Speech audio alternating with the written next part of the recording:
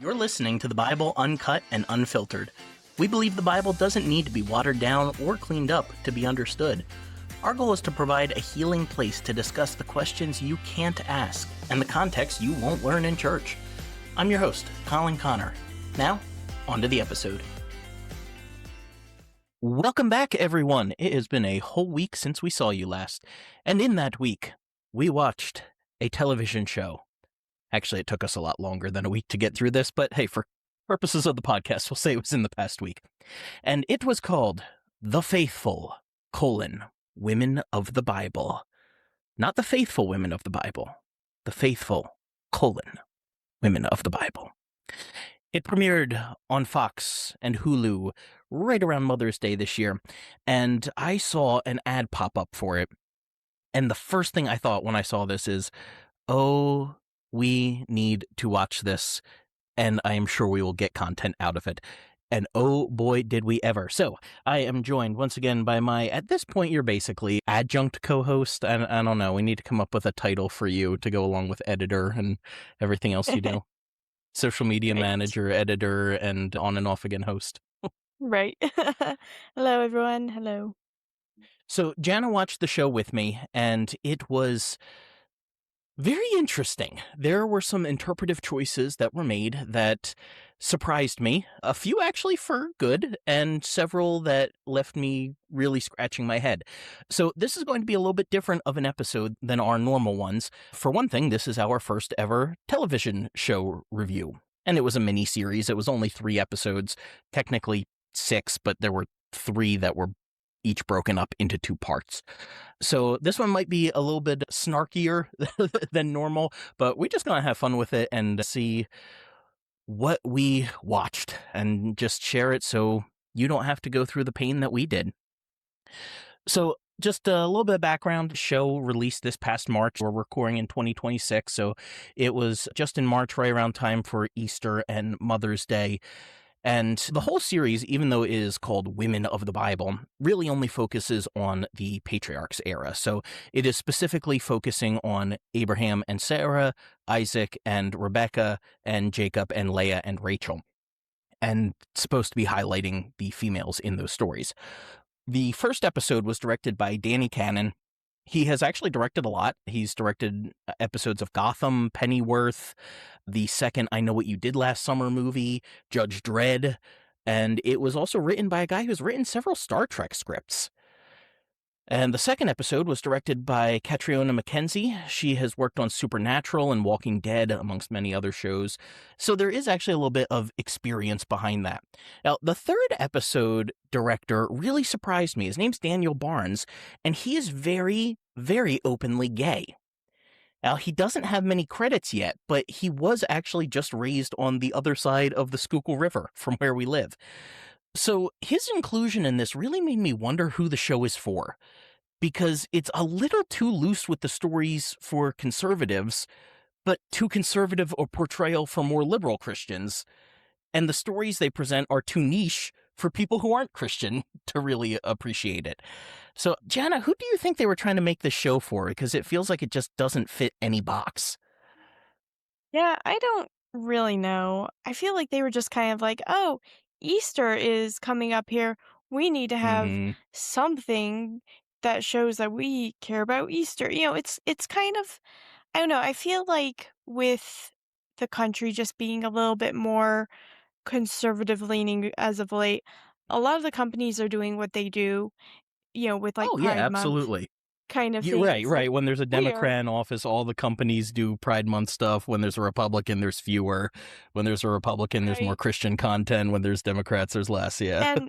And I think these companies are just sensing like, oh, everyone's a little more conservative leaning, so let's try to pander to that and release a Bible show that they'll like. It's kind of like, Yeah, it does feel like in that. yeah, it's like in June they're like, We are once again gay," you know? Right, and then July 1st, the rainbow flags go off of the logos. The best thing was this year, I don't know if you saw this, the NHL did their whole thing of, Pride post, change the NHL logo to rainbow and everything for June 1st. I June wasn't aware. 2nd, they removed it. It was already June changed. It 2nd. was already changed to a Stanley Cup What? logo by June 2nd. Oh, that's crazy. That's crazy work. Yeah, so that is definitely what this feels like, is just pandering to what they know is going to be selling right now. Like, you'll notice when there is a Republican in office, all of the car ads that you get on your television start talking a lot more about America and a lot more about pickup trucks. And like, I've noticed that every time there's an election, you can actually tell who's in office just by the tone of the car commercials. It's kind of ridiculous. And Fox and Hulu are corporations. They're going to make what makes money. And Bible stories have been making money for as long as they have been around. So when I first saw the trailer, though, I kind of predicted it would fly under the radar and no one would really talk about it. And that seems to be the case. So we are here to change that today.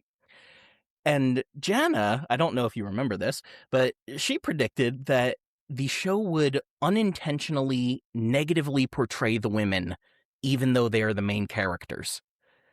And man, you should be a prophet, because that definitely turned out to be the case. Yeah, well, because it just seemed like they were trying to be like, "Oh, we're gonna look at the women in the Bible," and, like, almost coming at it from, like, a feminist perspective, but I was like, "This is put on by Fox. They're not Hmm. gonna go all the way, and it's just gonna end up portraying women with the negative light, and Hmm. it's not gonna be what you think it is." Absolutely. Oh, would you like to know the IMDb summary for this show? Yes, please, let me know what it is. Uh, okay, yes, this cracked me up. And I quote: Women from Genesis navigate love, marriage, motherhood, and faith as their descendants establish Judaism, Christianity, and Islam. Their personal journeys reveal struggles with relationships, children, and belief. Now, for those of you listening at home who did not watch the show, there is nothing about Christianity or Islam in it. And I know they're thinking Isaac was the ancestor of the Jews, and Jesus came from the Jewish faith, and Ishmael was the ancestor of the Arab peoples, and that led to Islam. But they don't go into any of that. There is nothing about the establishment of those belief systems. I feel like that was just an AI written summary that was like, oh, they covered Isaac and Ishmael, so all three monotheistic religions. Right, and, yeah, that's just such a random thing, and it just sounds so like, oh, I don't know, maybe like reality star, like, "Oh, watch these mothers as they do their mothering Yes, thing yeah. in ancient Near East." It definitely felt like there was a little drama of someone who left their mic on in the bathroom in between interviews, kind of thing. Like, just especially the way they portrayed Sarah and Hagar, which we will absolutely get into. But there was some disdain between the characters that you could really feel. Now, as is common in shows like this, every episode began with a disclaimer, and I will share that disclaimer here. They said, quote, inspired by stories from the Bible, this series includes fictionalized elements and dramatization for storytelling impact. These stories are told through the rarely heard perspectives of the women of the Bible. Events and characters have been interpreted creatively to serve the narrative while honoring the spirit of the original text. And, when I was watching it, I was like, do we really need that? Do we need the 10-second disclaimer here? Well, yeah, we do. Because I found a Reddit thread in our True Christianity of people complaining about how unbiblical the show was just because it's not how they imagined the story going in their own heads. Of So, course. yeah, I guess we still need those disclaimers. But, I mean, then again, apparently it didn't work because people were still complaining about it. And the kind of ridiculous thing is, it's not like they took that much creative liberty with the text. Now, there were certainly areas where dialogue was filled in and actions were filled in because despite what some fundamentalist Christians would like to think, you cannot just portray the biblical text as it is. It's completely impossible. Even if you were to use the Bible itself as a script, which there have been movies that have done that before, which version are you using? Which Not narrative the of the King story? James Bible. we're we're we're gonna get into that too in a minute because overall it was relatively normal Bible era dialogue throughout the show. But there's one part where they threw in really King James English that threw me so hard. But we'll get to that later. So, with this though, like, what English version are you using? If there are multiple tellings of the story, like if you're doing something with Jesus' life, are you picking the account from Matthew, Mark, Luke, or John, or some other text? And then you have to consider things like stage direction. The Bible doesn't always clue us in on what time of day something happened, or somebody's height, or the color of their hair, or their eyes, or their skin complexion, or what kind of clothes they wore.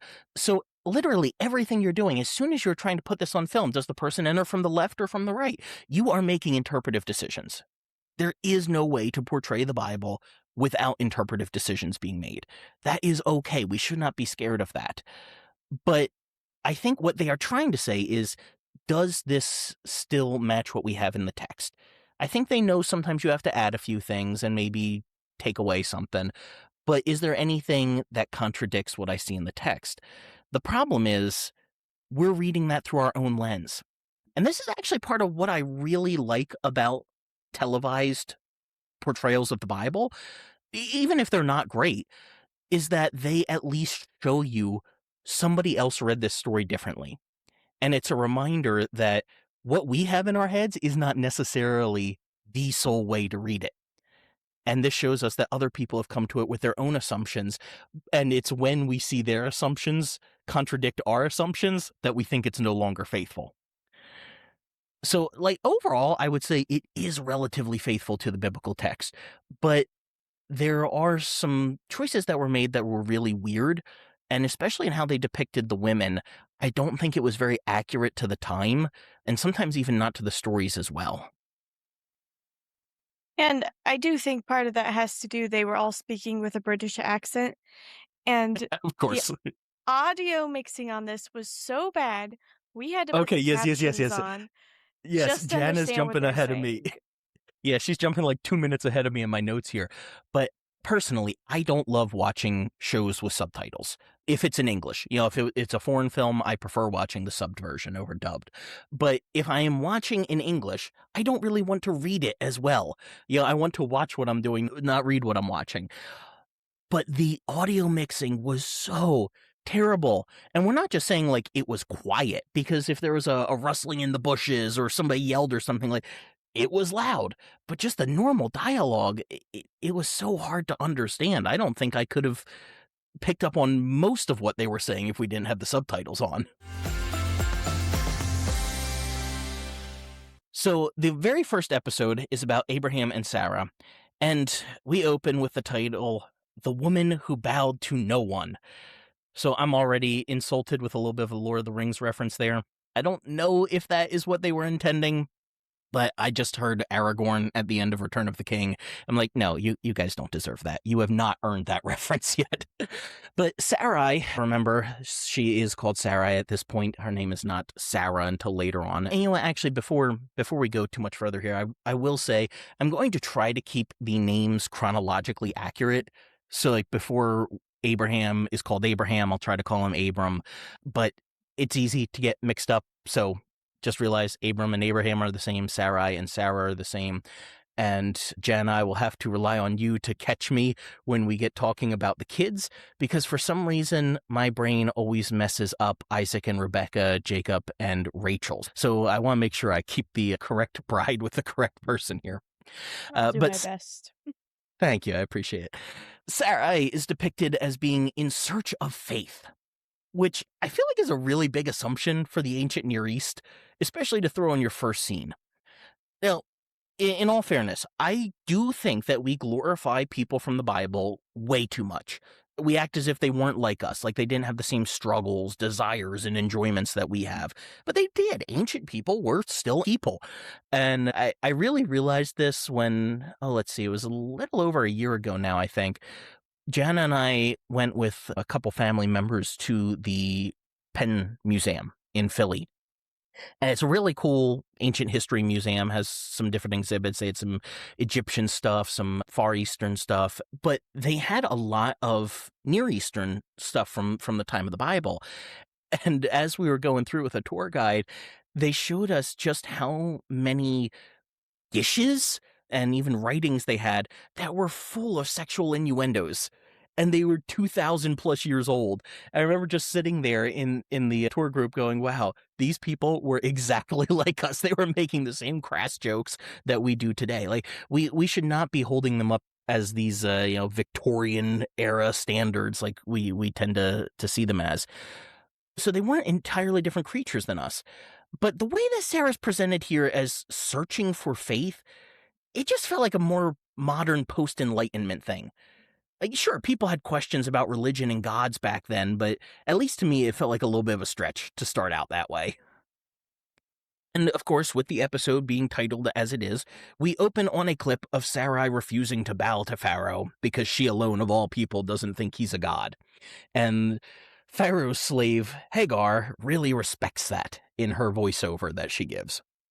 And oh my gosh, poor Minnie Driver here, right? This is Sarah, the actress.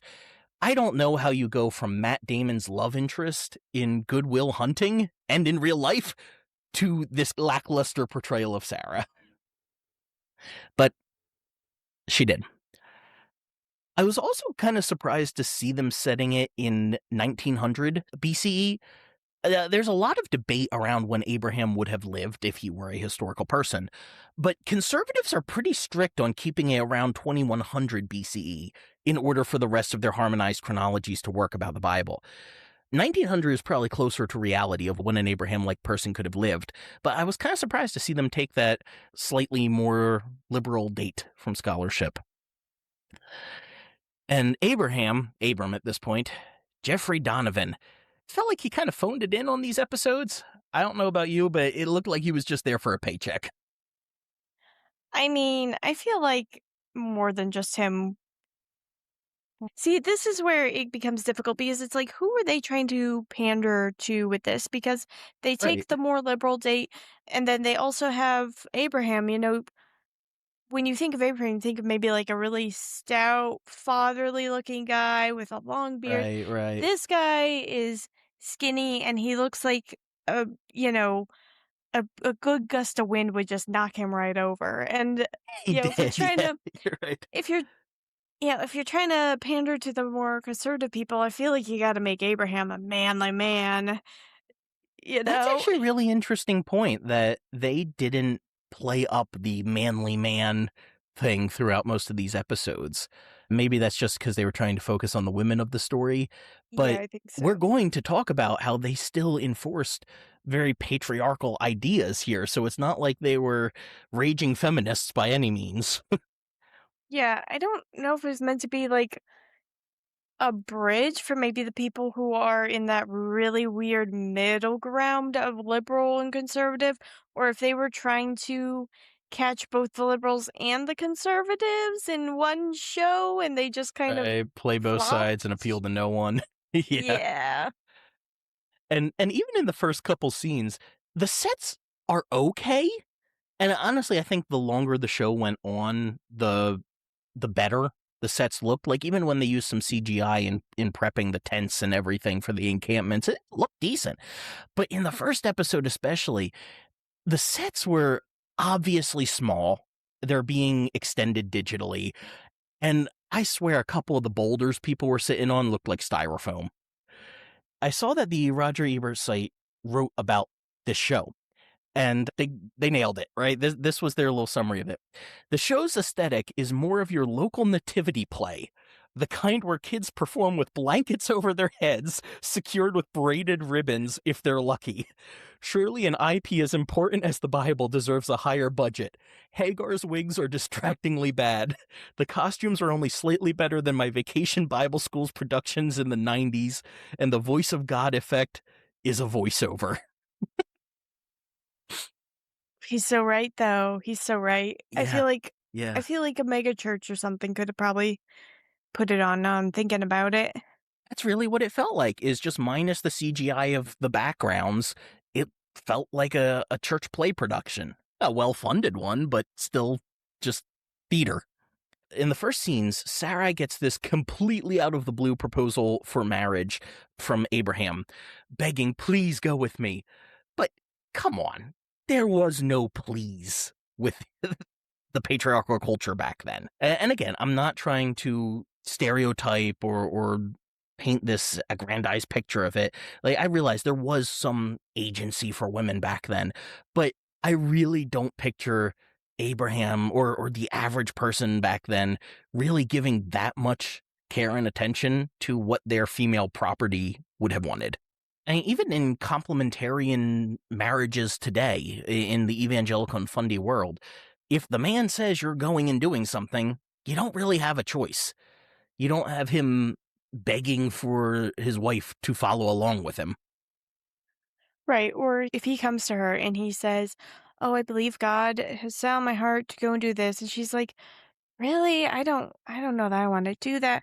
He pressures her, "Oh, we'll pray about it, talk to the Right. pastor's wife," and then of course she ends up caving and just essentially being guilted to put aside her feelings about it in order to go on with what he wants, even if she thinks it's a terrible idea.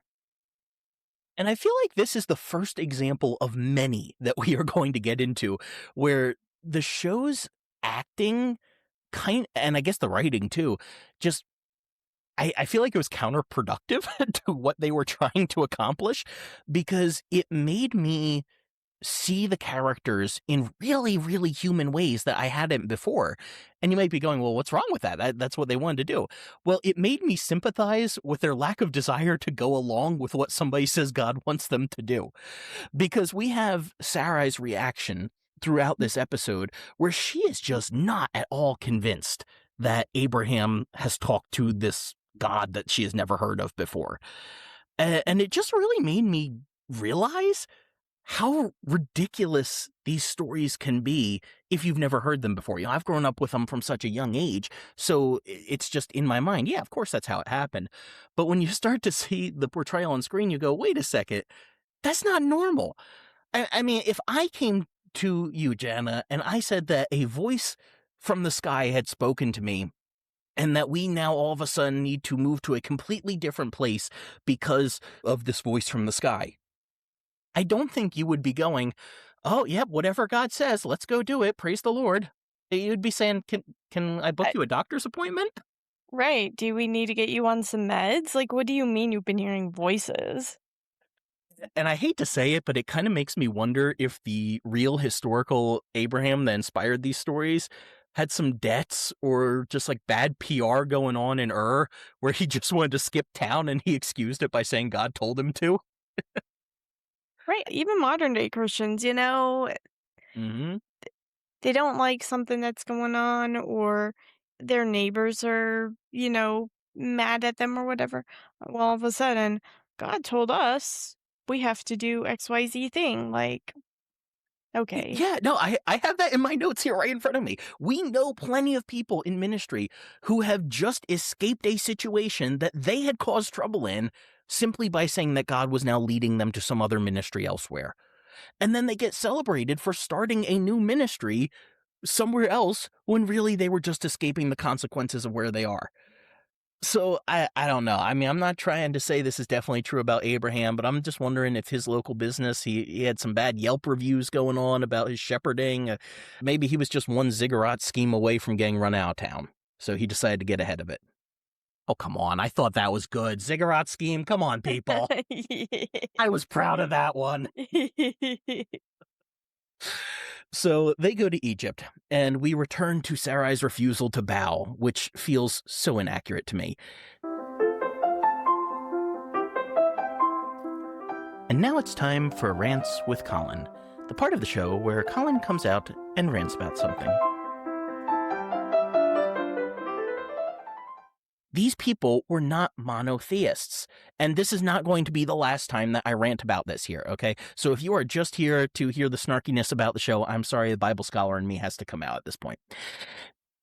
The people in the Bible were not monotheists. We always talk about Islam, Judaism, and Christianity as being the three monotheistic religions. That is historically inaccurate. Monotheism means that you believe there is only one God. That was not the case for ancient Israel. They were was called monolatrists, or another term for it is henotheism. That means that you only worship one God. You acknowledge the existence of other gods, but you only worship one. So when we say monotheism, that technically means you only believe one God exists. That is not the background of the Bible. That's what modern day Christians tend to believe. But back then, they realized that these other gods were real spiritual beings, and they acknowledged that existence even if they didn't worship them. So monolatry or henotheism is a more accurate term to use than monotheism. But that being said, scholars have shown us that we can trace the further back we go in Israel's history, the less monotheistic or even monolatrous they were, because people throughout history have almost always believed in multiple gods. It kind of makes sense if you're just trying to figure out the world as best you can, especially in that time period. And we have record, even in scripture, of how many times the Israelites started worshiping a different God other than Yahweh. So while we read the biblical accounts and we say, oh, Israel was always monotheistic or monolatrous, and it was just when they went off and sinned in these certain periods that they worshiped other gods, that's what we tend to think. That's what preachers will tell you. But scholars will tell you, based on the evidence we have and just archaeologically uncovering homes from your average ancient Israelite back in the day, we have found little, they're called teraphim.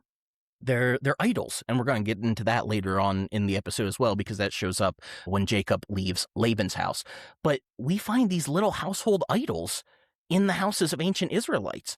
In fact, when we were at the Penn Museum, I even saw one of them, and I freaked out. And Jana was like, "What are you going crazy over?" Like, this right here, this proves, this little thing right in front of me behind this plate of glass proves that the ancient Israelites were not monolatrous.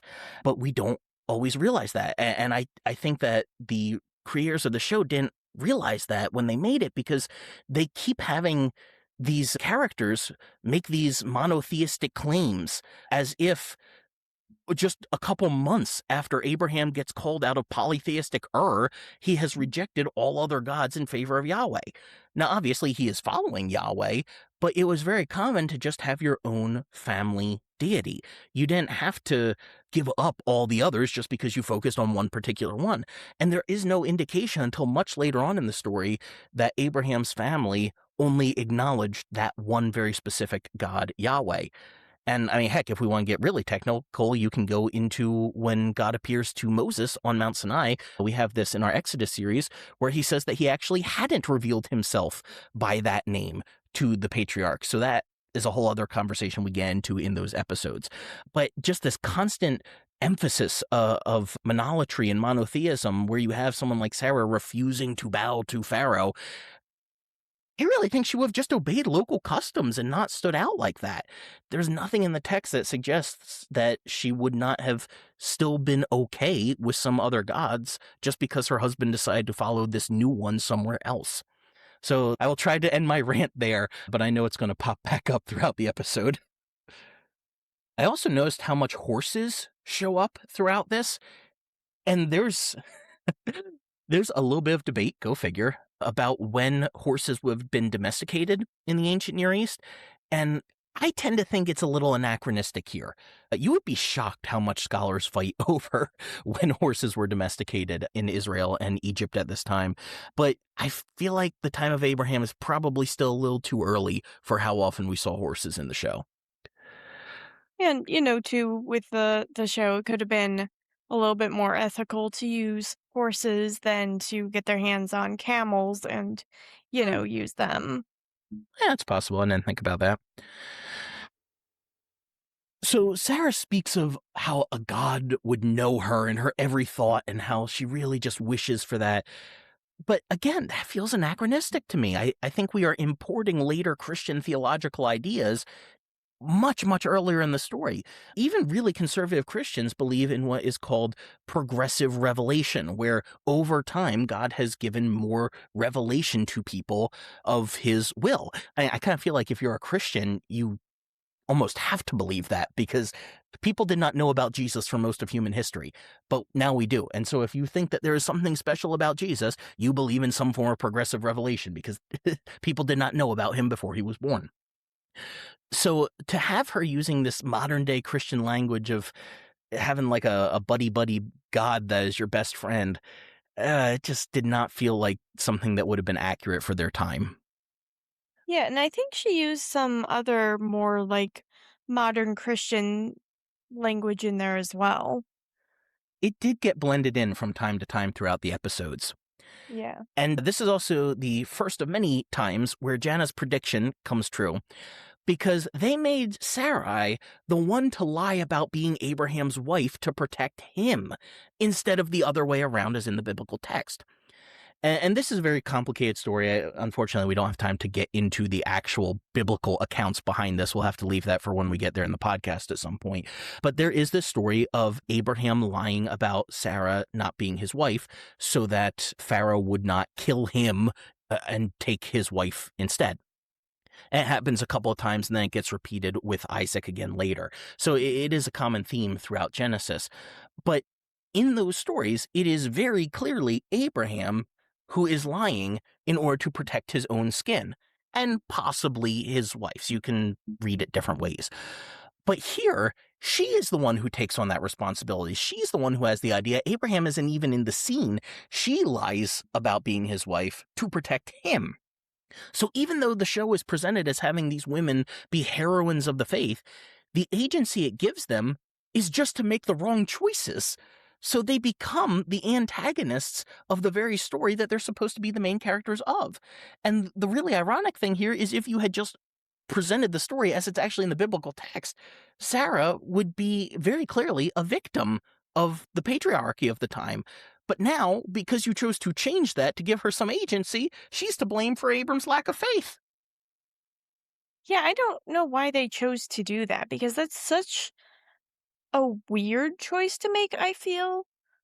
I As don't for know if what they it were trying to do, that's one of the most baffling choices in the show for me.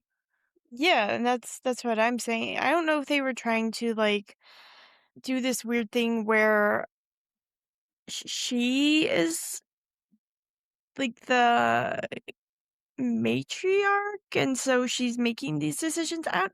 But, I mean, there's other times where she doesn't make any decisions at all, so Right.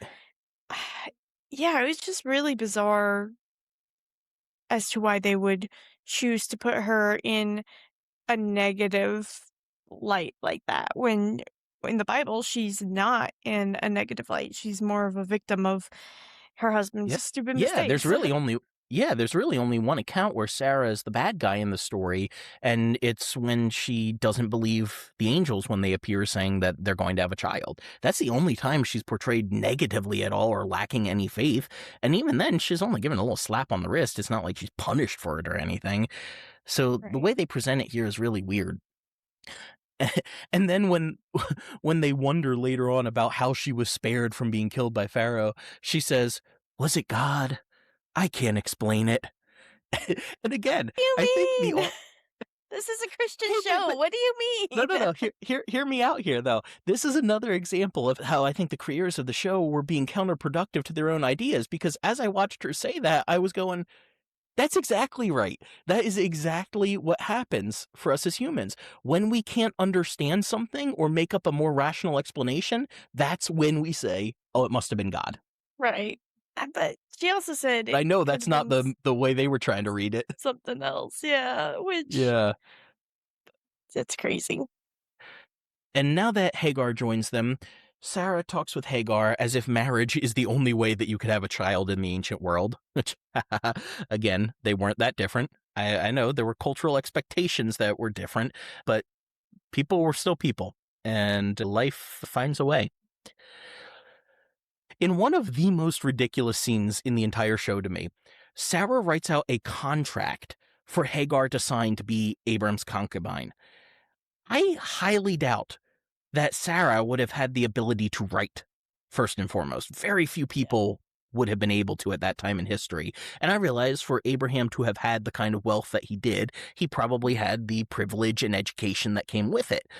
But even if he could, that doesn't necessarily mean that she could. And even let's just say that maybe she could write. Let's just take that for granted.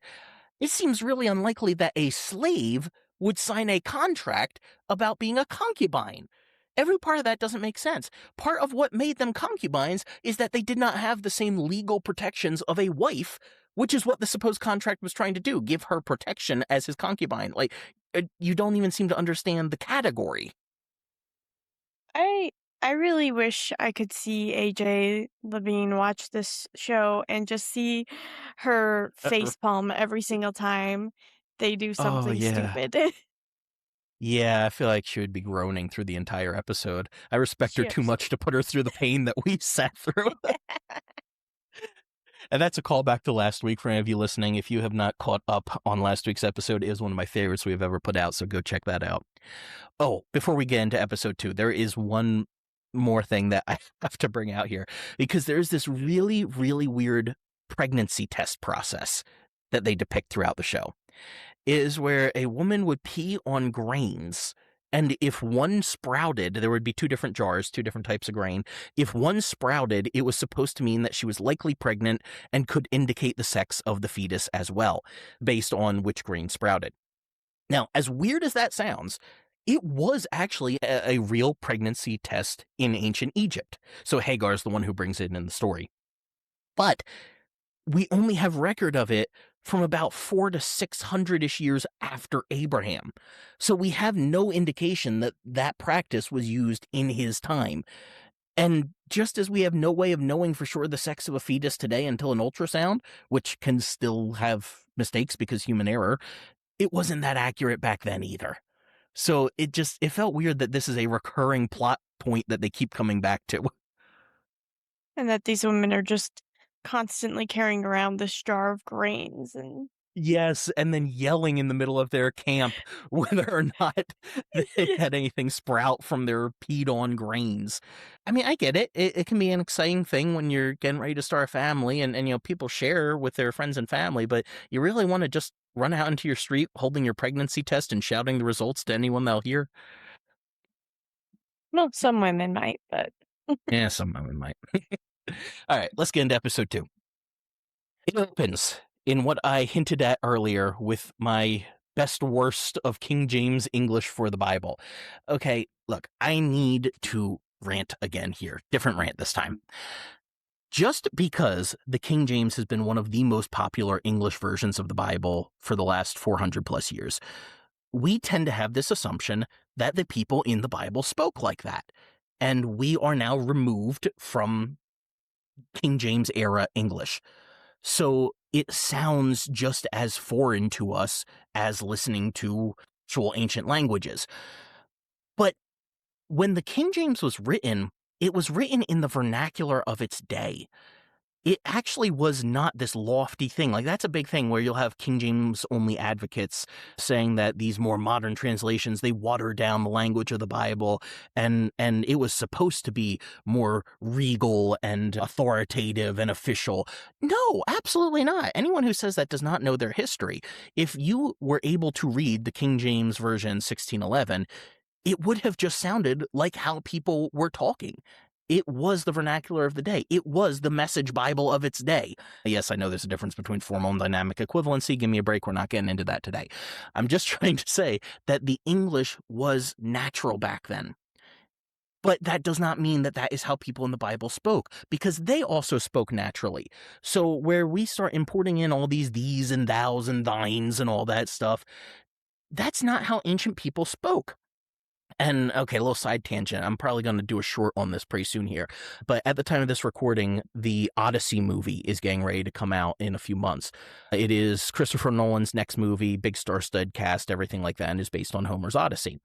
Well, when the trailer came out, people started flipping out because Odysseus' son, if I'm remembering the trailer correctly, I think it was played by Tom Holland. I'd have to go back and check. He calls his father Dad. And people were going nuts over that. Like, that just doesn't sound accurate to the time, and that's not historical. It was said father and all this. And no, it absolutely caught my attention. Like, when he said that, it felt weird and uncomfortable. But I actually think that's the point. And that made me more excited for the show because it's an ancient story in modern vernacular. And that's exactly what these stories were at their time as well. They were just in normal vernacular. There was none of this official thee, thou, thine sort of thing that we have added on and glorified it in a way that it never actually would have been. So all of that to say, here in this scene, we open episode 2 with Hagar singing in King James English. There is no other part of the show where they use these and thous, and she is just throwing them left and right in this song that they made up. Where did that come from? We don't need to make this sound like 1611's English because we think that makes it sound ancient. That just makes us look stupid to people who actually understand how languages have worked. And Hagar claims that God told her in a vision to submit herself to Sarah and return with Sarah's child after she ran away. But this is difficult, all right? The Hebrew word actually does not just mean to submit. When God said to submit yourself, that is actually in the text, but that's not what the word means. It is a much harsher word that literally means to allow yourself to be oppressed. So we are talking Genesis 16:9 here, and in my opinion, this is one of the most horrifying Bible passages because God literally tells an abused woman to return to her abuser. And I am sure that apologists could tell you it's because God wanted her to endure some suffering so Ishmael could become great. Yet none of those people would be okay with Islam, or really in general, just the people who descended from Ishmael. And if God is really all powerful and all good as we like to present him, couldn't he have raised Ishmael into a great person somewhere else, somewhere safer? So this is a difficult passage, and I don't blame the people who made the show here because they actually softened it by saying submit. And there's different ways you can read it, but it is a really difficult story. And I read it as foreshadowing the Exodus, where the Israelites were oppressed by the Egyptians. That doesn't clean it up, but it at least I think helps to give some context. Shortly after this, Ishmael is depicted as being able to read and write, which, again, I find a little unlikely for its time. It's not impossible, but not a lot of people were. It was a very small percentage that could read or write, let alone do both. And again, I kind of love the way that Sarai plays her doubt about Abram's conversations with God. I don't think they were trying to make it this relatable, but there's one part here, where God has appeared to him and said, your name is now Abraham and you'll have a bunch of descendants and all that.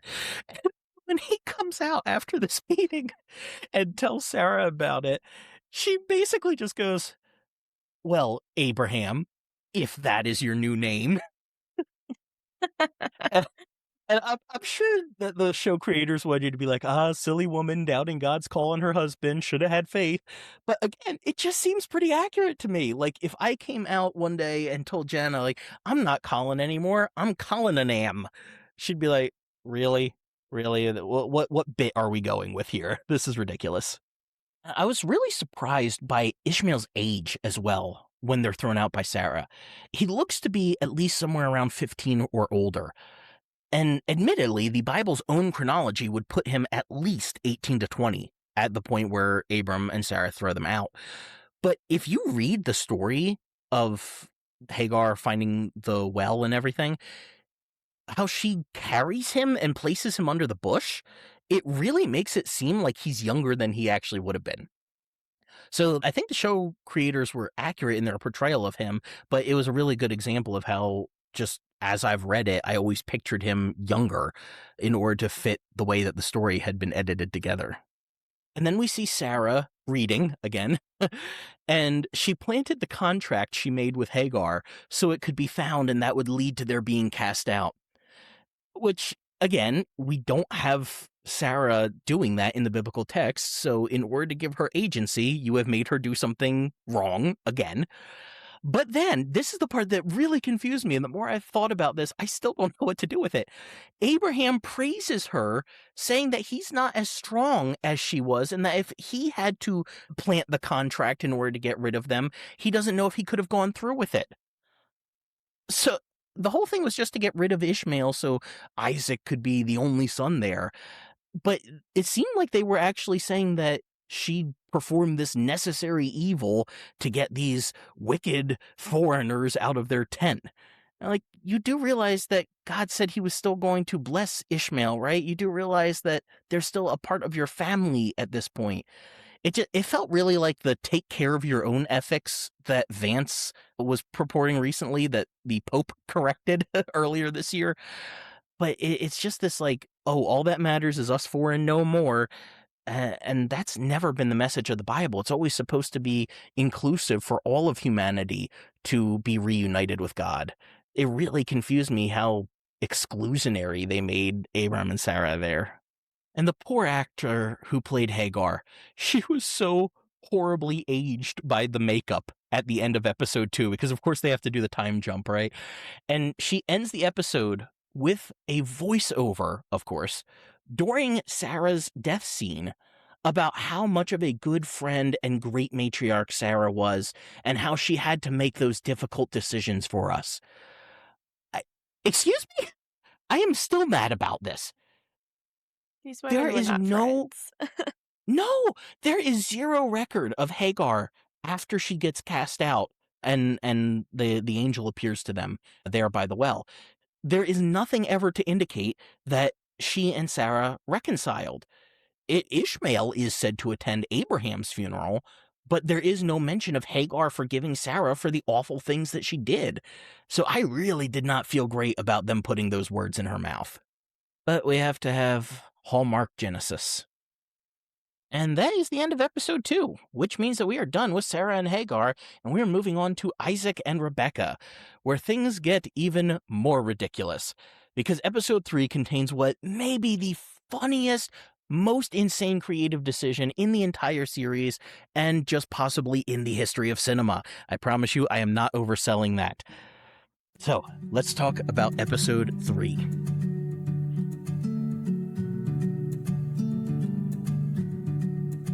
Episode 3 begins with Rebekah narrating, and right away she says, "I was chosen by God to lead, and he tested me at every turn.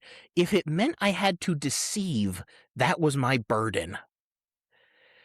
So again, we are giving these women agency just to say they're making bad decisions.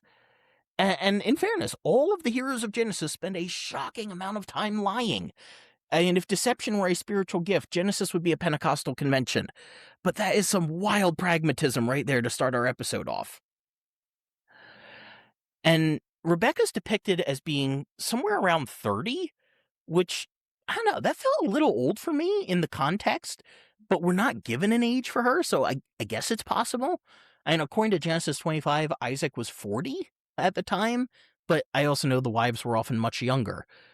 So this may have just been another instance of how the way you picture it in your mind, yeah, it doesn't always match up with how it would have been. And you don't realize that until you see someone else's portrayal. And I will give the show props here because I actually liked how they presented Isaac having PTSD from the interaction with Abraham on Mount Moriah, where he gets almost sacrificed. The show kind of leaned into the idea that almost being sacrificed by your father, might leave a few psychological scars. And I know that's obvious, but I think that we are so used to reading this story and looking at Abraham's faith in it that we overlook that almost getting stabbed to death by your dad is not just one of those quirky childhood memories. What? So credit where credit is due there, but it does not last for long because there's this hilarious side story. I'm sorry, I'm going to do my best to retell this with a straight face, but it is so insane. I don't know if I can. And it's where they have child Rebekah having this little ram that she loved as a kid. But one day it ran away in a storm. And dear listener, I kid you not, zero exaggeration here. Her childhood ram that ran away in the storm ends up being the ram caught in the bush to be sacrificed instead of Isaac. Okay, I think I laughed for 5 minutes straight at this scene.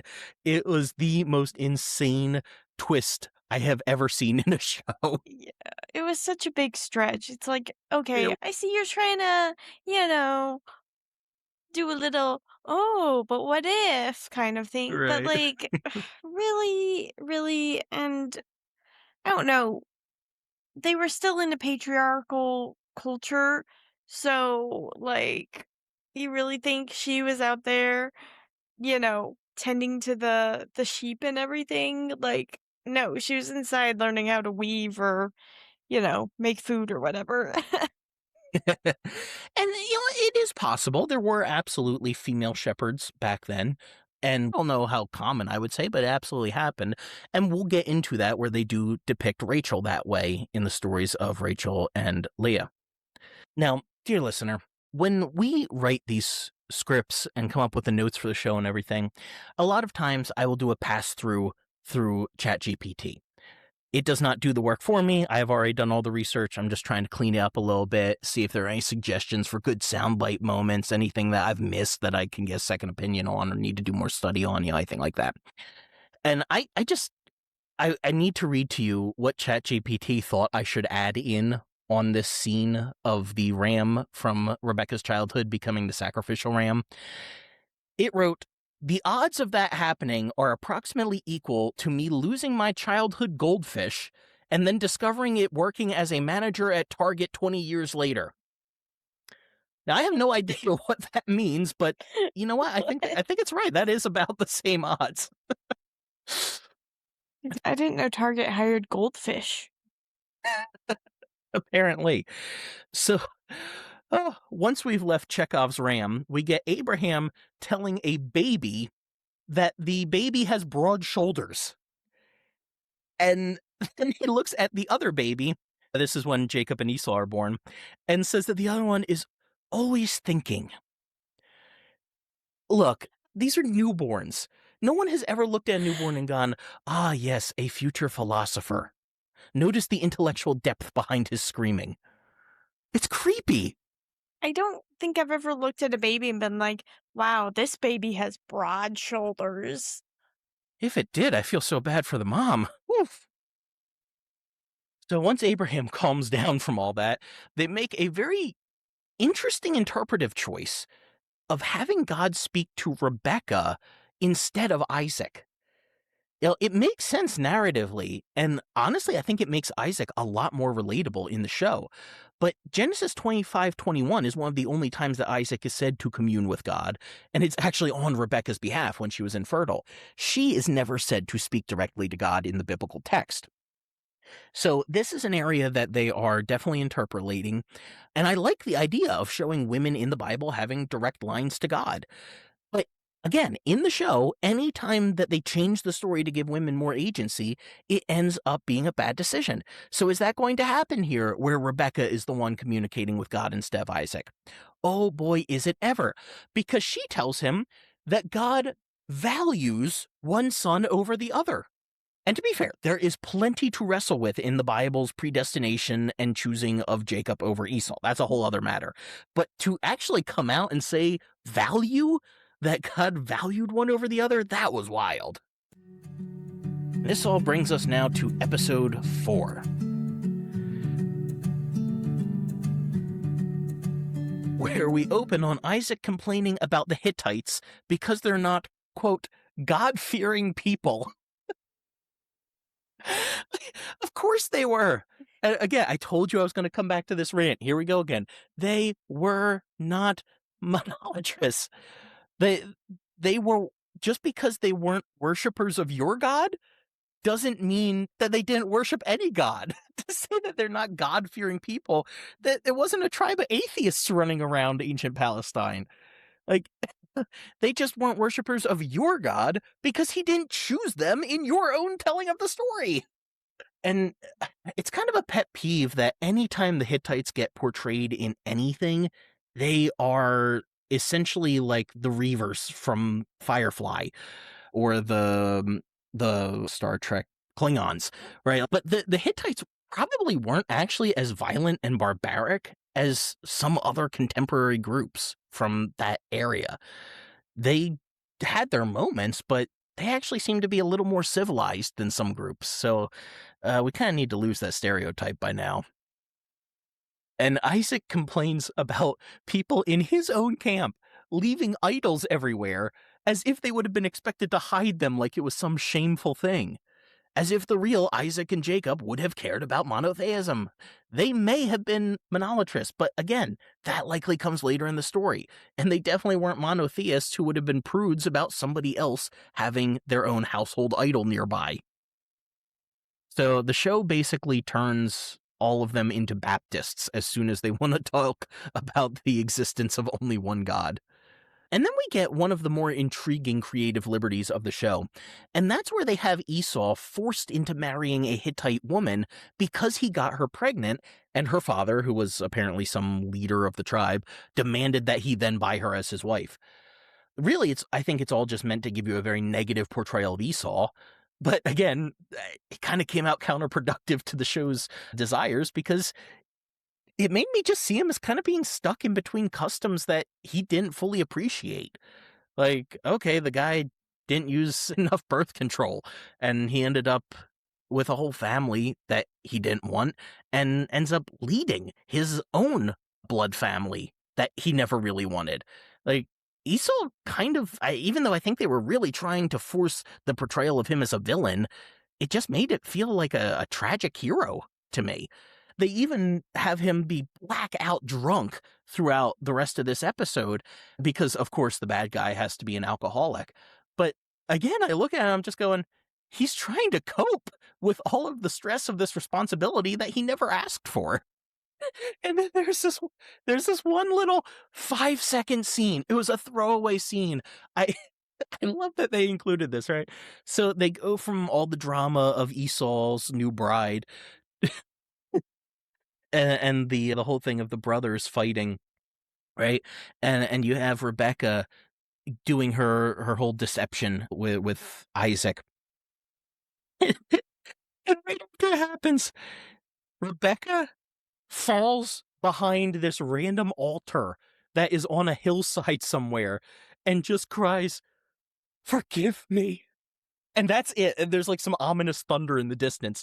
It was just such a stark contrast in the scenes that it made me laugh. It was supposed to be this really serious, heartfelt thing, and it just looked so ridiculous the way that they did it.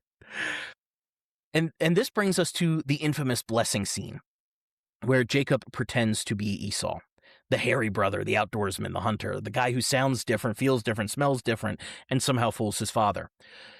But the show does not commit to the bit. He barely changes his voice at all. And there's almost no focus on the hair. Like, the way the biblical story presents it is that Esau was a hairy dude. Like, he did not have a piece of skin that didn't have hair on it.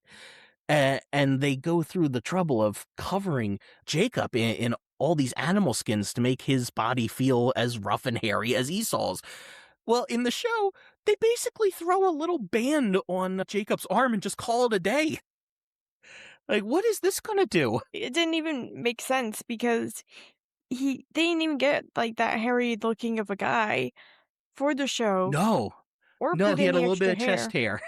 hair. So when his brother puts the hair on him to, make him feel like Esau, it's just it doesn't make sense. It's like, wait, why would you do that? You could just go in like as yourself. Like, I don't know, rub some Yeah, sheep hair on you, I don't know. right, right.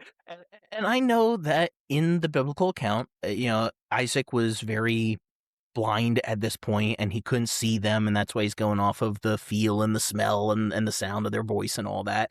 But I don't think he would have been this blind that he couldn't tell a barely changed voice and an armband. Okay, at this point, he's one cataract away from blessing a lamp on the table. And of course, the portrayal blames the whole thing on Rebekah. Literally says it's her fault. And she is definitely not innocent in the biblical text. But once again, all the blame's gotta go on the women in this show that is all about the women. So Rebekah puts Jacob on the horse and says that it is God's will for him to leave. We don't know that.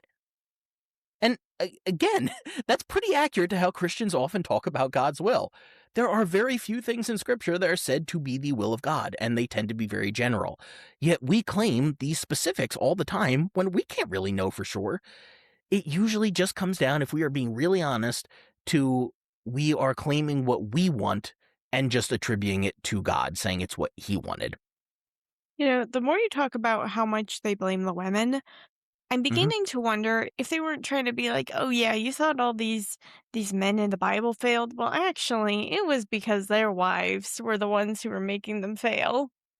It's what it really felt like.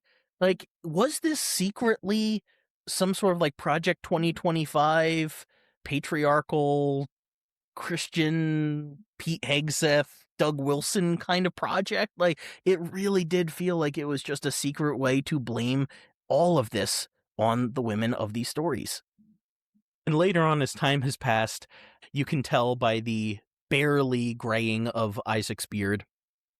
He says to Rebekah, "You resurrected me," which I really wanted to hear in the Tom Cruise, "You resurrect me." But she responds, "Only to resent me."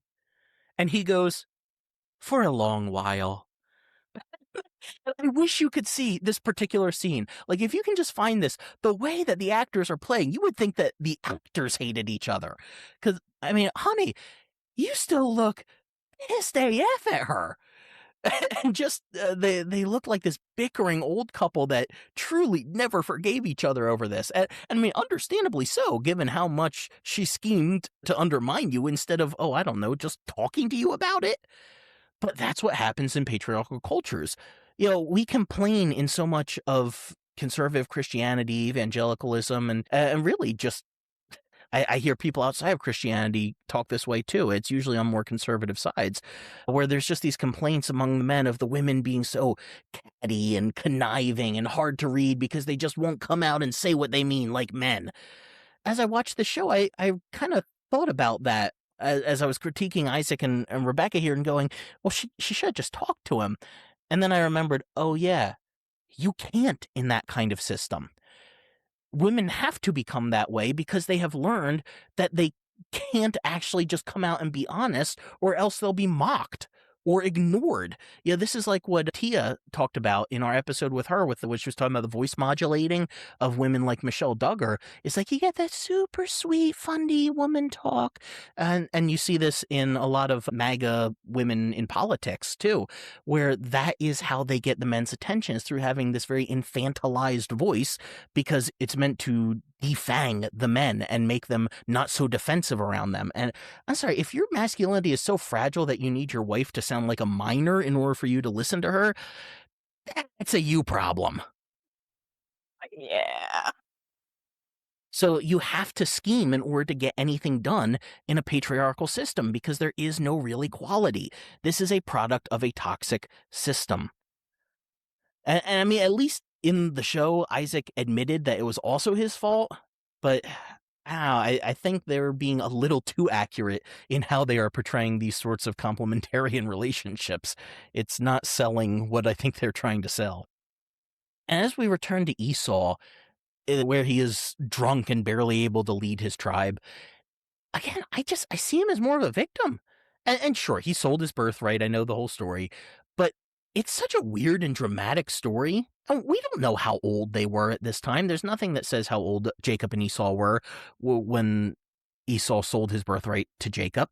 They could have been 12. They could have been 18. Is there any minor in human history who should have the ability to control their destiny for the rest of their lives based on whether or not they get a bowl of soup? Like, that just sounds so ridiculous when you actually consider that story. And I know there were ancient customs that were very different from our days, but a lot of times the Jacob and Esau story feels like an ideology to me, a way of telling a story to explain why weird things today are the way that they are.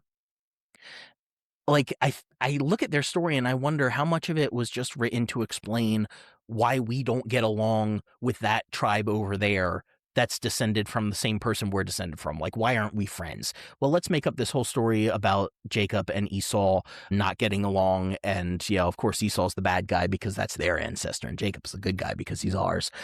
It just seems like it would not be binding if you have a couple of kids sell a birthright for soup. And I realize I have never truly been starving, but if all he was doing was just going out for a little hunt, and even if it took him a day or two and he ran out of food and water and everything, there really was nothing prepared. There was no bread. I mean, if you're a hunter at that time who's going out into the wilderness and you couldn't just forage for some food, he wouldn't have had the knowledge of what plants he could eat or anything. I don't know. I said we weren't going to get into the actual logistics of the biblical stories, but this one's always felt a little ridiculous to me. And the way it's presented here in the show, the fault is really on Jacob for scheming like a New York City landlord instead of just helping out family. Esau's greatest crime in the story is just trusting his brother not to be a dick. When Jacob runs away, Esau gets saddled with all of this family responsibility that he obviously didn't want because he sold his birthright. He gave it up because he didn't want to lead the family. And now he is stuck leading the family because the one who was supposed to has left. And when we jump ahead to Jacob's return years later, everyone is supposed to be prepared for war when he shows up, right? So they've got their swords and they're all standing in a row waiting for Jacob to come up. And they're just wearing normal robes. Nothing has changed about them. Like, have you ever heard of girding up your loins? That is a biblical turn of phrase for what you do when you are preparing for a very athletic activity while wearing a dress. But they didn't have that. They were all just standing around in their normal clothes. Like, I wanted to see some girded loins here. I feel really cheated. And with this scene, I don't know if you would agree, but I think that Esau just accepted Jacob back way too quickly. Yeah, he's all prepped for battle and then just embraces him solely because Jacob doesn't have a sword in his hand. That's the reason they give. Esau asks him, he's like, why don't you have a sword? He's like, I'm not here to fight, kind of thing. And then they just hug it out. And I get it. That is how the biblical story kind of portrays it because it's a very truncated narrative. But when you have stuff that you can build out, you have time to write this a little bit differently, give it a little more emotional resonance. And instead, we just got whiplash. Well, but this is the same show that made Hagar and Sarah besties at the end. Yeah, good point. I mean, I have had arguments with customer service that lasted longer than the fight that these brothers had when they got back together. But with that, we leave Rebekah's story behind and we move on to episode 5 with Jacob, Leah, and Rachel. And I don't know who has been coming up with these episode summaries on IMDb, but oh my gosh, I am so in love with the description for this one. I gotta share it with you. You ready for this? Motherly Leah loves Jacob, but he loves her strong-willed shepherdess sister Rachel. Rachel is devastated when Leah, her brothers, and her father betray her, yet remains determined to bear Jacob a child to fulfill God's plan. Yeah, that's definitely. That's the description on the back of an Amish romance novel. Yeah. Yikes. Okay. You need to clarify why you said Leia instead of Leah when reading that. Yes. This drives me crazy through the episodes. The characters are calling her Leia. Okay, the name is not Leia. It is Leah. Now, I realize different people pronounce names differently, but there is no indication that she would have been called Leia. That is Star Wars, okay? Completely different etymologies of the names Leia and Leah, too, okay?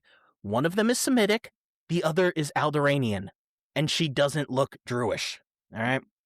So this is Leah, not Leia.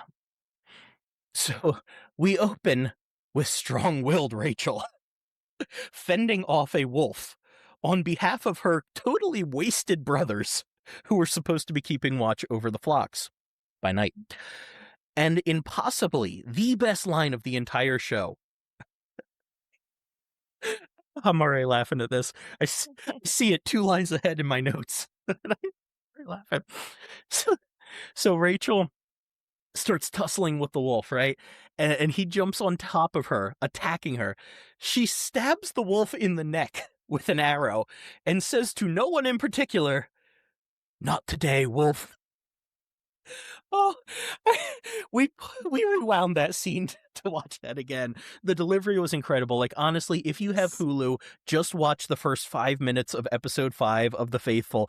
It is amazing. There is no part of the show that is better than Rachel going, "Not today, wolf." Oh, we then meet Laban, her father, who is played by James Purefoy, whose very fake beard is not doing him any favors here. All right, this is the guy who almost got the role of James Bond, but lost to Pierce Brosnan.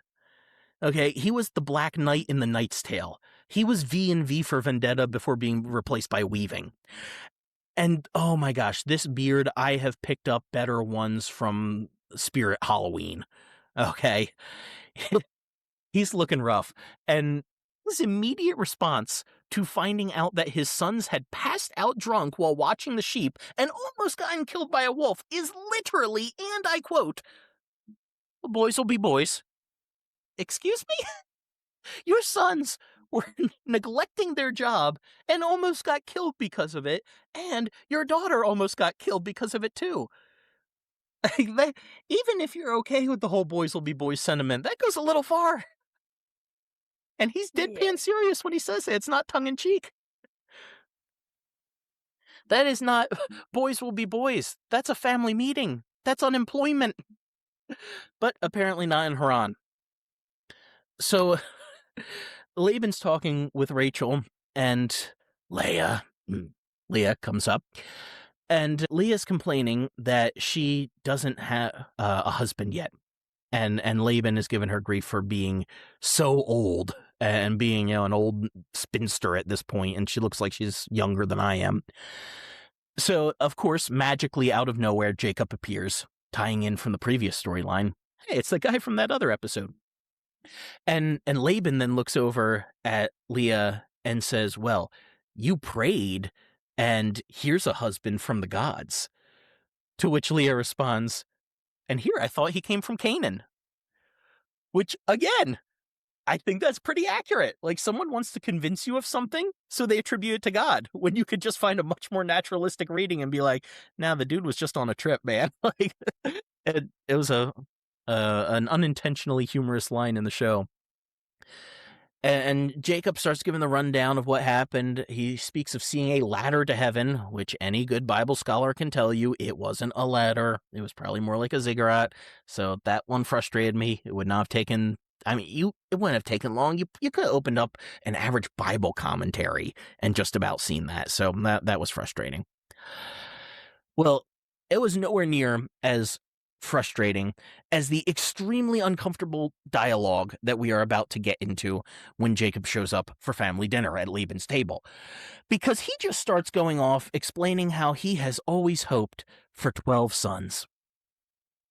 Wink, wink, nudge, nudge. Who starts a conversation that way? Imagine walking into your extended family Thanksgiving dinner with people you hadn't seen in a long time and been like, I really want to screw a lot, and probably someone here from your side of the family. What do you think? I get it. In our culture, we do the same thing with pregnancy, right? We have no problem saying, "Hey, we're having unprotected sex with your kid," and everyone cheers because hey, maybe I'll be a grandparent. Like, it's not normal when you think about pregnancy announcements. When someone says we're trying for a kid, they are just telling you they're raw dogging it, and we clap. So we have weird cultural expectations too. But I don't know, just when you walk in like, man, I really want 12 sons. And I caught that because the first time he says it, he says 12 sons. Later, he says 12 kids. But he actually says 12 sons here, which I'm just like, really? You want exactly as many as ends up happening. And how did you plan on stopping that? And there was actual forms of birth control back in the ancient world. But was the implication just going to be once they had 12, he stopped making out with his wives? Or then he started putting on the horsehide condom? Like, what was the plan here? And that is not even as ridiculous as the next scene where they go into town and Rachel decides to show off to the locals by hitting a bullseye twice from a distance where she could just about reach out and touch the target if she wanted to. And they respond going, "Impossible! This can't be!" Why? Because she's a woman. They're making it like she had just sniped somebody from another zip code, but I am by no means a good archer, and I could have bullseyed from that distance. But we have to show that she's a tomboy. She's dangerous. She did stab a wolf in the side of his neck and tell him It not was to not dig. that wolf's day. You're right. Yeah. Yeah. Well, Laban starts complaining that Jacob still hasn't proposed, which really made me think, how long was he there? And just the way the show presented it, there was a little montage. It made it seem like it had only been a few weeks at most. Like, he showed up and they didn't know that he was there looking for a bride at first. So, and really he wasn't. He was just looking to get away from his brother. So how long were you expecting him to be there before he has to propose? And this is where we get into one of the dumbest plot devices in the entire series. This, oh my gosh, I can still feel the imprint of my hand on my forehead from how hard I face palmed at this. Laban and family discovered Jacob's real reason for being there by raiding his tent and finding a letter to his mother about how he had deceived them. She already knew that info. She's the one who sent him there to do that. It was such a ridiculous plot device. Like, "Dear mother, ever since I betrayed my brother and now he hates me and you told me to leave, I have done well convincing the locals that I am legit." Like, that's really how it read. This is the MacGuffin. The brothers just come out with a piece of exposition just to move the story along. And of course, Leah struggles to accept Jacob after this because, and I quote, "He lies, but he loves." Leah, oh honey, you are going to be in some bad relationships in your life if that's the attitude you're taking.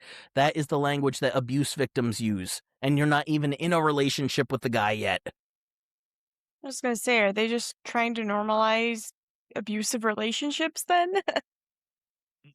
Maybe the show really was a covert indoctrination into complementarian Christianity, because that would absolutely fit if they were trying to condition you to be okay with abuse. Because like, that line isn't in the text. Somebody wrote that in as a relatable line for her to say. And I'm just thinking, to whoever wrote that, I know there is like a 0.001% chance that you are listening to this episode. If you are, please get help. It is okay. It is not too late for you to leave whatever relationship you're in. That's not okay. That's a huge red flag. The agreement then between Laban and Jacob to make his presence there acceptable becomes, well, can I pawn my old maid of a daughter off to you since you're about to be working for free for us for a while? And they tried to make Jacob's choosing of Rachel over Leah a surprise by just having him say, "I like your daughter," through the whole thing. And look, I know the story, but even if you had never heard the story before in your life, he was still telegraphing like crazy. I mean, everyone knew. The sheep in the pasture next door knew which daughter he was talking about here. And all the meanwhile, the show's trying to be so serious and I can't take it seriously because all the while they have Leah hiding behind this little bush. It is so hilarious. She is trying to sneak, like, yes, this little house plant will hide me well. Okay, if this were Austin Powers, it would barely be enough to cover his genitals while he's walking through the hotel room, right? And she's trying to hide behind this so they won't see her spying on them. And then we get Jacob's air dicking scene because he's playing the two-handed flute. And oh my gosh, it made me uncomfortable. All right, like I have seen things online that were not as pornographic as that scene felt for a second there while he's on that flute. And that's not a euphemism for anything. It's not. No, no, he was just playing his flute in front of everyone. And then, speaking of euphemisms, Jacob complains to Rachel that this one particular cow doesn't like him. And Rachel deadpanned responds, "Well, it's the way you've been awkwardly milking her." Which I just went like, "Oh, girl, that feels a little personal. Are we really still talking about the cow here?" But while they're having that lovely little spat, Leah turns emo. We see her montage of getting her feelings out by playing music and singing all alone on the side of the campfire while Jacob starts courting Rachel. And so Leah becomes the villain of the story who comes up with the trick for the marriage. Again, in the biblical account, Laban is the one who decides to deceive Jacob by switching the daughters. And here, in a show that's supposed to be about these women, these godly, faithful women of the Bible, we have her being the one to initiate the scam of the, not even the century, not even the millennia. This might be the scam of history to switch a bride on the wedding night. All right. And since this is dealing with a patriarchal text, the only way we can turn these girls into girl bosses is actually make them responsible for the bad decisions on the show. So on the wedding night, we need to talk about the mechanics of how they make this work. Rachel claims on their wedding night, right? They have just had the ceremony. They are partying. Jacob is wasted. And Rachel gets told that there was something wrong with one of the flocks. I think it was that one of the sheep was about to give birth early, right?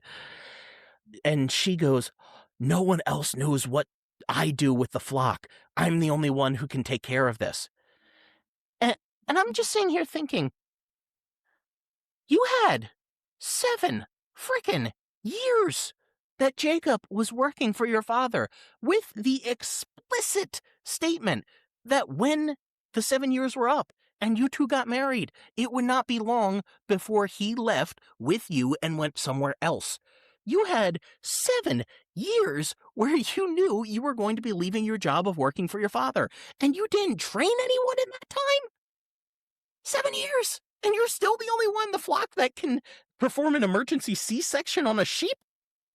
So she wanders off to take care of the sheep. And the way that they get her to stay out in the field long enough is by having her brothers pretend to be wolves hiding in the bushes. And they have these little, I couldn't see it very well, but I think it was supposed to be like little pieces of glass or really reflective stones or something that they were holding up in the moonlight to look like they were the wolf's eyes glowing out from behind a bush or something. But I need to stress how stupid this master plan is. Because we have already demonstrated that Rachel has a willingness to shoot at things with arrows very accurately. What did we think was going to happen? This is the ancient Near Eastern equivalent of pretending to be an armed robber at a bank as a prank when a cop is standing right outside. The plan deserved to fail.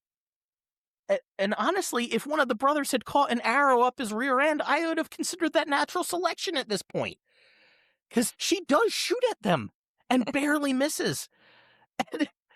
And you know what? In all fairness, I have to say, it actually was really nice to know that Americans are not the only people in history who have way too many stories of people getting shot during pranks gone wrong. Okay? It made me feel better. But too soon. This really had me thinking about how understandably pissed Rachel would be in real life.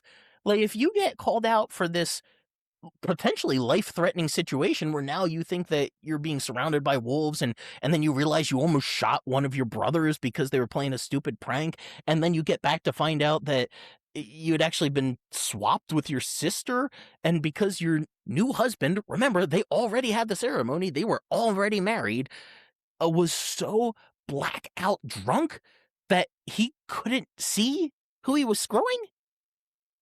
Look, I have had more than once where I've had a bit too much to drink. I have never, even in the worst nights, been so bad that I did not know who the people around me were. And again, I don't want to spend too much time digging into the stories. That's for another time. But I don't know about you. When I was a kid, This was always presented to me as like, oh, it was just so dark he couldn't tell. Oh, please, please. The biblical story itself tells us that the sisters didn't look alike.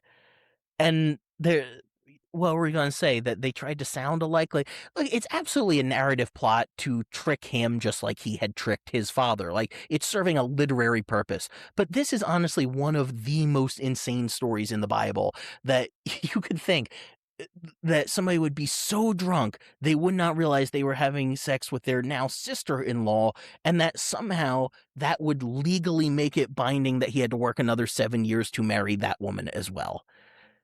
It's insane. And the whole premise of you work 7 years to buy a woman as your property, and then the night of the wedding, which again, that means the ceremonies were already finished, they were already married, your new father-in-law makes sure you get drunk enough that his other jilted daughter can rape you. That's what that would be at that point if Jacob was that passed out, so he can force you into working another 7 years to pay off the girl that you actually wanted all along. And growing up, I heard stories like the patriarchs get used to vilify polygamy all the time. That's really just a tell on patriarchy.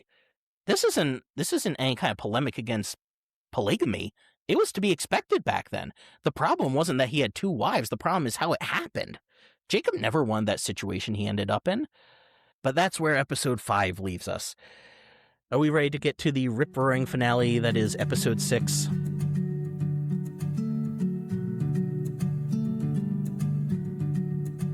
Okay, well, it starts out with the birth of baby Reuben, which immediately prompted the response from me of, man, I am hungry. I could go for a Reuben.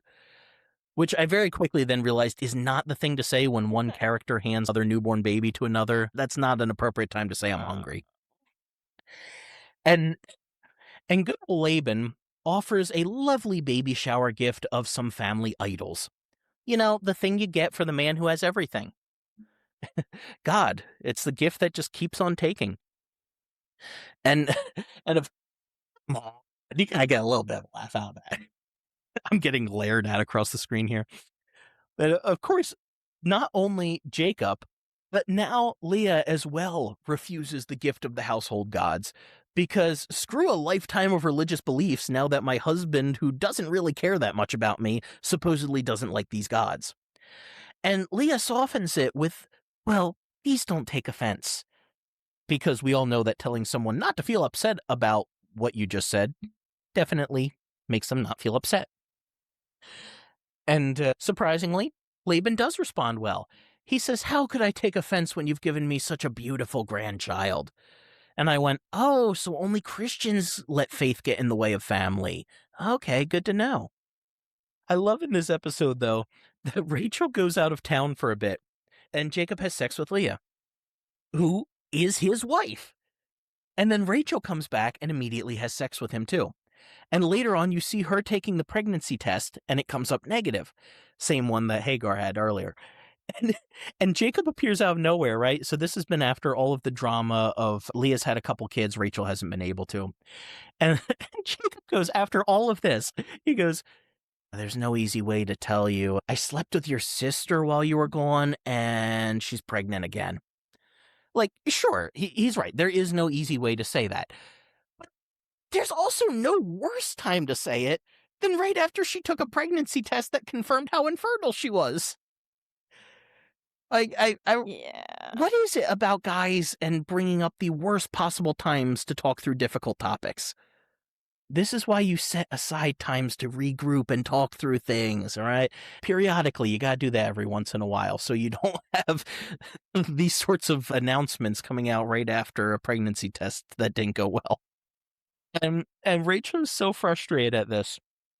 This cracked me up too. She gently, when I say gently, tosses a few whittled toys to the side.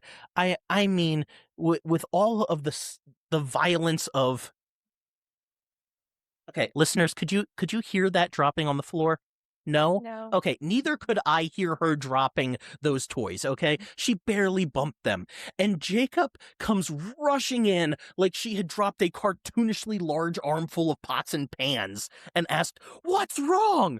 It was this hilarious overreaction where he comes storming in and she barely made any noise. If he was in the same room, I don't think he would have heard her. In the next scene, Leah offers Rachel mandrakes. And I'm just like, hey, I mean, I've seen Harry Potter. That's not what they look like. But I mean, little screaming baby plants could have made the show better. But when Jacob gets back, Leah seduces Jacob, and she just goes, "Oh, it's okay. Rachel knows we made an arrangement." But I mean, Jana, you know how much bad blood they had going on there. Would you be trusting that if that's what she said, or would you be getting some receipts first? No, I would double Yeah, checking. yeah, absolutely, right. So, so Rachel, of course, still can't have any kids. Has the pregnancy test, prognosis negative. And Leah tries to comfort her frustration over how many kids she has had while Rachel has never had any by saying, and I quote, "I've tired of this rivalry over the years. This is going to be my last child." And look, I'm not trying to be crass, but I'm just wondering, is that really because you're tired of the rivalry, or because so much has passed between those legs that the baby is just starting to fall out at this point? Right? Because this is like her seventh Oh, child that they have had. And I'm going, the woman needs a break. Is it the rivalry, or is this just her way of saying, I need some bed rest, man. Go to your other wife for a while. And Leia responds, I can't make this up. She says, two sisters, one heart. So I don't know if she got that what is this, a from Jacob's Barbie search movie? history recently. Yeah, she had checked Jacob's search history and just repeated it. And she says, faith in something godly out there gives me hope. What the heck does that mean? Faith in something godly out there gives me hope?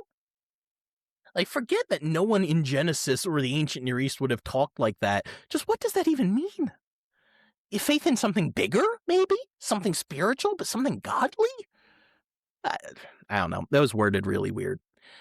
All of this leads up to the epic moment where Rachel's frustration over not being able to have a kid has built up so much that as a last-ditch effort, Leah prays with her. And of course, she immediately gets pregnant in the next scene.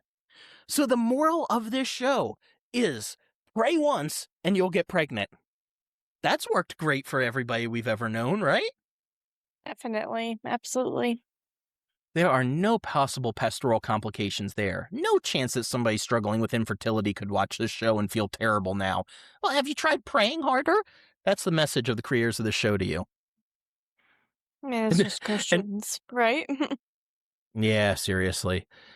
And in talking about Esau, they say, and again, I quote, "Has his anger been assuaged?"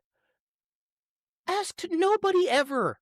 If you are talking to somebody, dear listener, and they ask, has his anger been assuaged?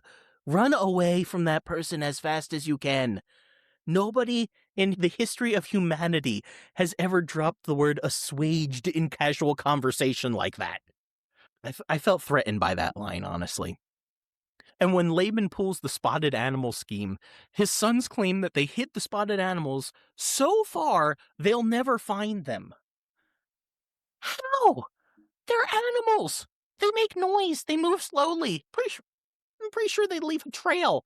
How are you in the middle of nowhere and you hide a bunch of sheep in a way that are never going to be found? Well, the answer, of course, is that they are going to make new sheep. And so Jacob and Rachel are trying to figure out a solution, and he says, well, you're the best shepherdess in Haran. To which she responds, even the best shepherdess can't do miracles. And I said out loud, oh, but the best shepherd can. And sure enough, listeners, sure enough, again, the show that is about how amazing the matriarchs of the Bible are has this guy step in to fix the problem for her. Yeah, it's all the women's fault that they're having these problems. Right. And even though she is this strong, independent, self-sufficient, tomboy kind of girl, she still needs Jacob, who did not have all the training she had in taking care of the flock, to come in and solve her problem for her. But that is not as ridiculous as the last scene of the show. I cried at the ending of this show, and not because it was emotional, okay? Not at all. The You're just show happy it ends. was over. Well, there was that too. I was emotional at the ending of the show, but that was just because I didn't have to watch it anymore. My suffering was ended. My penance is done. I can go to heaven now. There's a special crown in heaven for people who watch these sorts of shows. So in the last scenes, Rachel dies giving birth to Benjamin. It's tragic, genuinely tragic. And of course, it skips years ahead to what I think is supposed to be Benjamin's wedding. It's not explicitly stated, but that seems to be the implication. And Jacob is talking to Leah, and he says, I miss Rachel. Great. Love of his life. A woman he worked 14 years to marry. He never stopped loving her. Her death devastated him. Great. And Leah responds, I miss her too. But then immediately follows it up with, but let's be happy. Reaches out her hand. Jacob immediately smiles, starts dancing. Like, immediately, they just twirl off into the night, and the show ends. The emotional progression, the last 30 seconds of the show, is literally, I miss my dead wife. Let's dance. And I just could not stop laughing. It was the perfect ending for the show. Everything emotionally resolved exactly at the speed the plot requires, no matter how ridiculous it feels. So, as we have made it through the whole of the faithful women of the Bible, I am still left with the question from the start. Who the heck was this for? Because the conservatives aren't going to like the liberties they took. Progressive Christians are going to hate the complementarian theology in it.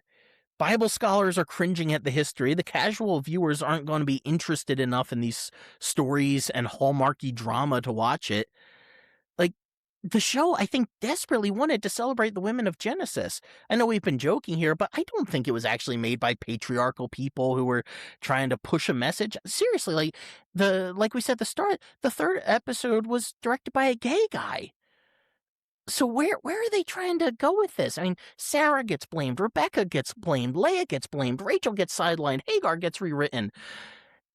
It's like they were trying to make this sound feminist enough, but also conservative enough for the people who didn't like feminism. I don't know. I'm still really confused with this show. Right.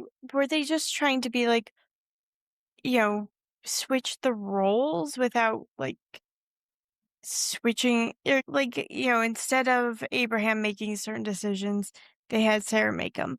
But they're not consistent with that throughout the entire thing. And I don't know, they screw with so many of the stories that it just doesn't fully make sense as to why they made those changes. Yeah, I agree. So I got to ask you the question. How many years would you rather work for your father-in-law than rewatch this show? I I don't know. That's such a weird question to ask. Well, it's a weird show. I had to come up with something here. All right.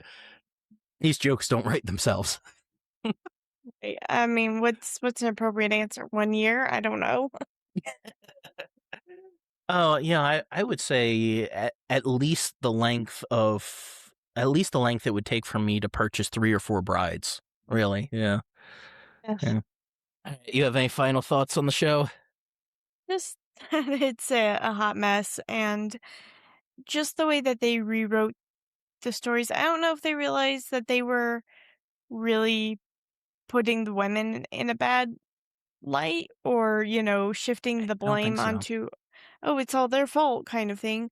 But that's really what it ended up doing. And I just I just really don't know who this is written for. I don't know if there were time constraints and they just, That's always possible. wanted to put a fun spin on it and didn't think through how that spin would end up spinning. Right. Yeah. And in case any of you were wondering, the show does not get any better when watching it on any other substances. So I would not recommend this one. I'd recommend passing it up. Aside from that opening scene in the 5th episode, that is definitely worth going to find on Hulu. So that is going to wrap up our review of The Faithful: Women of the Bible from Hulu and Fox. And if you would like to see us review any other shows, movies, or weird aspects of Christian culture, feel free to reach out and let us know. You can always comment on YouTube, on our socials, send us an email at cconn@thebibleuncut.com. Thankfully, we are veering away from this and should be getting back into our Nehemiah series very soon here. But I just want to thank you all for bearing with us through this really painful recapping that we had to do here, but it was nowhere near as painful as actually having to sit through almost 6 hours of this show. So, with that to look forward to, I will sign off now. Thank you all for listening. Jana, thank you for joining us. And until next week, not today, Wolf. Not today. You've been listening to the Bible Uncut and Unfiltered. We hope we provided a healing place to discuss the questions you can't ask and the context you won't learn in church. If you enjoyed the podcast, would you take a minute to share it with a friend? You could also rate and review on your podcast app. If you'd like to donate to keep our work going, you can go to our website, thebibleuncut.com, and click on the Support Us tab. While you're there, check out the recommended resources and blog where we post show notes and other articles. Thanks for listening. We'll see you next week.